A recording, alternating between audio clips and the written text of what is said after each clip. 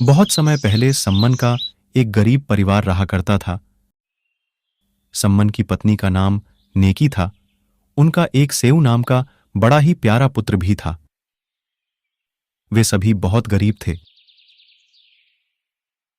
वे कबीर साहिब के तत्व ज्ञान से परिचित थे और उनके द्वारा बताई गई भक्ति को मन लगाकर किया करते थे।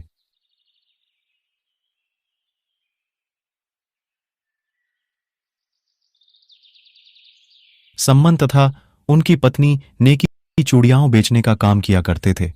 गरीब होने के कारण पूरा नगर उनका मजाक उड़ाता था, लेकिन उनमें कबीर साहिब का तत्व ज्ञान ऐसा समाया पड़ा था, वह किसी का भी बुरा नहीं मानते थे और अपनी भक्ति को सुचारू रूप से किया करते थे। वे घर घर जाकर धनी व्यक्तियों की स्त्रियों और बेटियों को चूड़ियां पहनाते थे, लेकिन इतना करने के बाद भी उन्हें बहुत कम धन की प्राप्ति होती थी, जिसकी वजह से कई बार तो उन्हें भूखा भी सोना पड़ता था।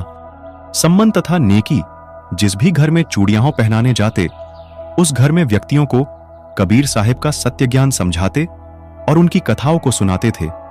वे व्यक्तियों को बताते कि कबीर साहिब की शरण में बड़े बड़े राजा महाराजा आए हुए हैं, जिनमें दिल्ली के बादशाह सिकंदर लोधी, काशी नरेश, वीरदेव सिंह बघेल जैसे राजा शामिल हैं। लेकिन उस गांव में कोई भी गुरुओं पर विश्वास नहीं करते थे। वे उनसे कहते थे कि यदि आपके गुरुजी इतने ही सक्षम हैं, तो वे आपकी गरीबी दूर क्यों नहीं करते। लोगों के ऐसा कहने से वे निरुत्तर हो जाते थे, क्योंकि ये बात तो सच थी। लोगों के ऐसा कहने पर भी उनका अपने गुरुजी की प्रति विश्वास नहीं डगमगाता था। उधर सेऊ भी अपने मित्रों को अपने गुरुजी के बारे में बताता था। हमारे गुरुजी तो स्वयं पूर्ण परमात्मा आए हुए हैं, उनके तो बड़े बड़े राजा शिष्य हैं। अरे सेऊ, आपके गुरुजी तो लालची हैं, वो तो धनी लोगों के घर ही आते हैं। यदि वो इतने ही दयालु हैं, तो वो आपके घर क्यों नहीं आते। सेऊ उन्हें समझाता कि उनके गुरुजी लालची नहीं हैं, लेकिन सेऊ के लाख समझाने पर भी वे सेऊ की बातें नहीं मानते, क्योंकि पूरा गांव ही गुरुओं को पाखंडी मानते थे। माँ, गुरुजी हमारे घर कब आएंगे? मुझे बताएं, बाहर सभी भाई मेरा मजाक उड़ा रहे हैं। बेटा सेऊ, गुरुजी तो स्वयं पूर्ण परमात्मा है, वो सदैव हमारे साथ ही तो रहते हैं। गांव वाले अभी नादान हैं। वो सब तो ठीक है माँ, लेकिन एक बार गुरुजी हमारे घर आ जाएं, तो मैं भी उन्हें बताऊंगा हमारे गुरुजी लालची नहीं हैं। बेटा, उनके तो लाखों शिष्य हैं, वो किस किस के घर जाएं? वो तो हमारे साथ ही रहते हैं। माँ, सभी हमारे गुरुजी का मजाक उड़ाते रहते हैं, कोई भी समझने को तैयार ही नहीं है। एक बार गुरुजी हमारे घर आ जाते तो उनको भी पता चल जाता कि सेऊ के गुरुजी लालची नहीं है। ये सुनकर नेकी और सम्मन को भी बहुत बुरा लगा, लेकिन वो भी क्या कर सकते थे। गांव वाले उनका भी मजाक उड़ाया करते थे। तीनों बातें कर ही रहे थे कि उनके गुरुजी कबीर साहिब उनके घर के बाहर कमाल और शेख फरीद जी के साथ आ जाते हैं। बेटा सेऊ, सम्मन, बेटी नेकी, कोई है क्या?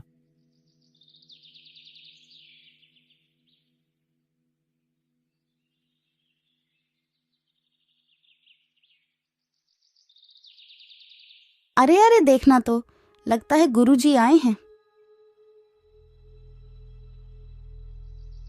लगता है हम सभी गुरुजी की बातें कर रहे हैं, इसीलिए हमें भ्रम हुआ है।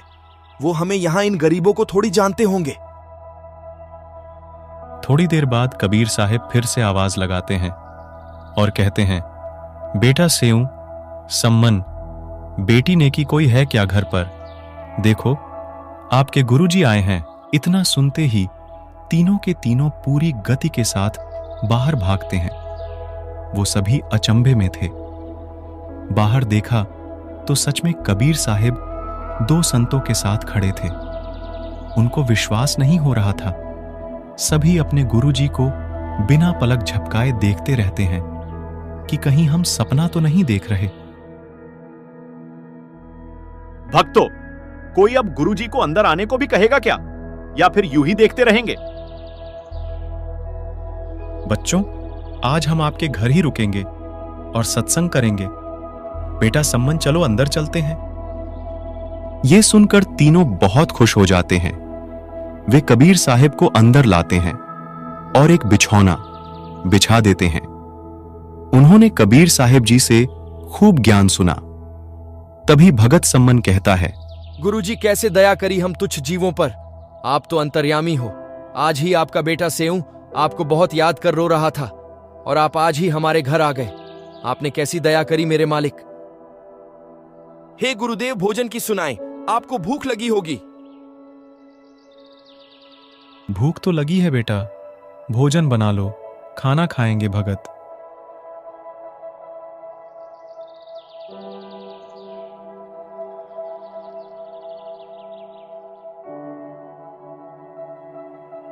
सम्मन नेकी के पास गया और कहा, भोजन बना लो, गुरुजी को भूख लगी है। भगत जी, खाना कैसे बनाए? घर में तो आधा सेर आटा भी नहीं है। लाओ अपनी चुनरी को दो, मैं इसे गिरवी रख के आटा लेकर आता हूँ। मैंने पहले ही इसे बेचकर देख लिया, लेकिन ये पुरानी और फटी हुई है। कोई भी इसे लेने को तैयार नहीं है जी। मैं कितना नीच हूँ। आज ही गुरुजी मेरे घर आए हैं और मैं उन्हें भोजन भी नहीं करा सकता।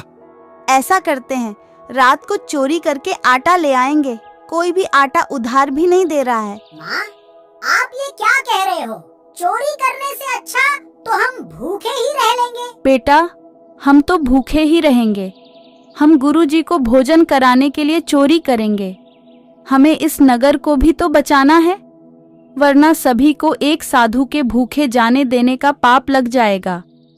और वैसे भी धनवान के घर से की गई चोरी को यादि दान कर दे तो उसका पाप नहीं लगता बेटा। सम्मन कबीर साहिब के पास जाता है। गुरुजी, एक समय का ही भोजन है, माफी चाहते हैं। हम आपको सुबह भोजन करा देंगे। ठीक है बेटा, वैसे भी अभी भूख खत्म सी हो गई है और रात्रि भी हो चुकी है। सो जाते हैं। कबीर साहिब सो जाते हैं। वही सम्मन नेकी और सेऊ रात भर जागे रहते हैं। सेऊ और सम्मन रात को नगर में चोरी करने के लिए निकल जाते हैं। दोनों एक सेठ की दुकान के पास पहुंच जाते हैं। दोनों मिलकर उस कच्ची बनी हुई दीवार को तोड़कर उसमें एक खड्डा कर देते हैं ताकि वे वहां से दुकान के अंदर जा सके। बेटा सेऊ, मैं अंदर जाता हूँ। यदि कोई बाहर आए तो आप मुझे बता देना। नहीं पिताजी, अंदर मैं जाता हूँ, आप बाहर खड़े रहना। नहीं नहीं, मेरे बच्चे, यदि आपको कुछ हो गया तो मेरा क्या होगा? आप बाहर रहे बेटा। पिताजी, मैं छोटा हूँ। यदि मुझे किसी ने पकड़ लिया तो बालक समझकर छोड़ देंगे, लेकिन यदि आपको पकड़ा तो राजा से कहकर कड़ी सजा दिला देंगे। इसीलिए मुझे अंदर जाने दे।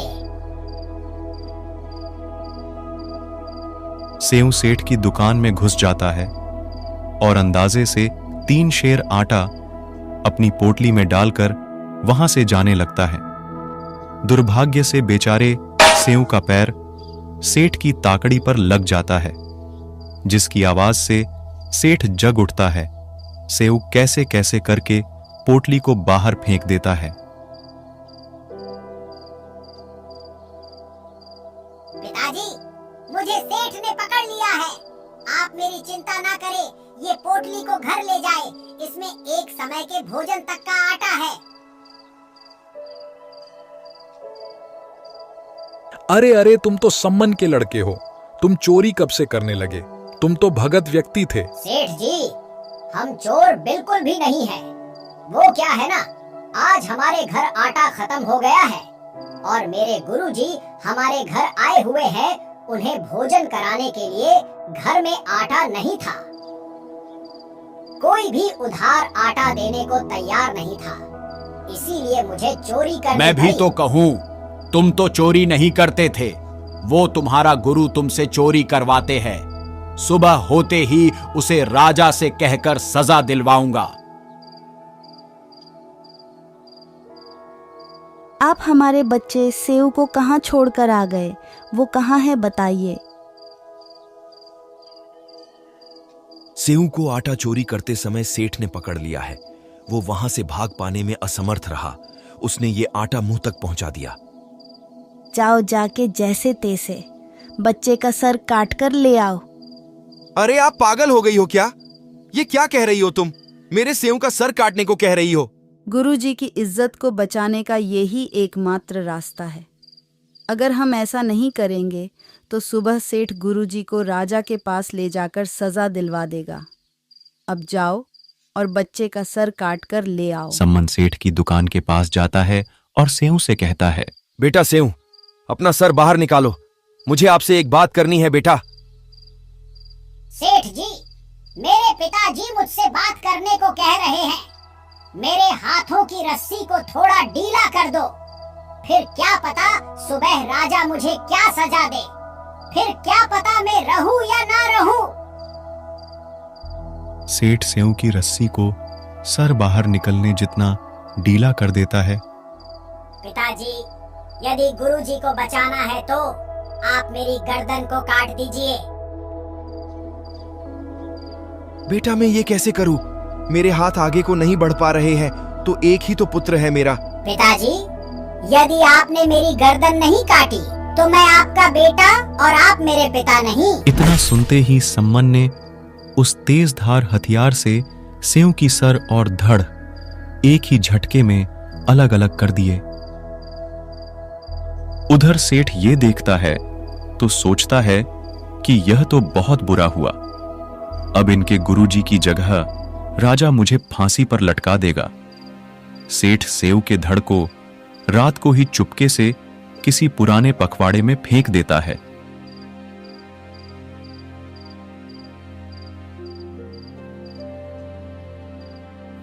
और दुकान में वापस आकर ऐसे सो जाता है कि जैसे कुछ हुआ ही नहीं हो। सम्मन सेऊ के सर को एक अलमारी में रख देता है। तभी नेकी कहती है, अब जाइए। सेठ ने जहाँ कहीं भी मेरे बच्चे के धड़ को फेंका है वहां से ढूंढकर उसे घर ले आओ। गुरुजी के जाने के बाद उसका अंतिम संस्कार कर देंगे। नेकी के इतना कहते ही सम्मन वापस उसी दुकान के पास जाता है और रक्त की छींटों के पीछे पीछे चलने लगता है। और जहां सेठ ने सम्मन के धड़ को फेंका था वहां से उसे घर लाकर एक पुराने से कपड़े से ढक देता है। सुबह होते ही नेकी खाना बनाने लगती है। तभी सम्मन कहता है, नेकी बच्चे की कोई याद या दुख अपने मन में मत रखना, नहीं तो गुरुजी को खाना खाते समय पता चल जाएगा। नेकी ने कहा, नहीं नहीं, मैं ऐसा नहीं करूंगी, वरना गुरुजी को हम पर शक हो जाएगा। मुझे सब पता है, मैं ऐसा नहीं करूंगी। नेकी और सम्मन कबीर साहिब के पास जाते हैं। दोनों भक्तों और कबीर साहिब से भोजन करने को कहते हैं। तभी कबीर साहिब उनसे कहते हैं कि 3 पात्रों में भोजन और कर लो, 3 आप और 3 हम साथ ही भोजन करेंगे। वो कहते हैं कि गुरुजी पहले आप कर लो, हम बाद में भोजन कर लेंगे। बेटा, आप भी तो कल से भूखे हो, 3 पात्रों में भोजन और करे साथ में भोजन करेंगे। नेकी और सम्मन 2 पात्रों में भोजन कर लेते हैं। तभी कबीर साहिब कहते हैं, बेटा बेटा, एक में और कर लो। तभी वो एक पात्र और बढ़ा देते हैं और मन ही मन सोचने लगते हैं कि गुरुजी यदि सेऊ के बारे में पूछेंगे तो कह देंगी कि सेऊ तो बाहर खेलने गया हुआ है। वो ऐसा सोच ही रहे थे कि तभी कबीर साहिब कहते हैं, आओ सेऊ जीम लो, ये प्रसाद प्रेम बेटा सर कटा करे चोरों के, साधुओं के नितक्षेन। कबीर साहिब के इतना बोलते ही उस कपड़े में हलचल होती है और सेऊ वापस उठ खड़ा होता है और कबीर साहिब के पास जाता है। सेऊ के माता पिता देखते हैं कि सेऊ के गर्दन पर कटने का निशान तक नहीं है। सभी अपने गुरुजी कबीर साहिब को दंडवत प्रणाम करते हैं।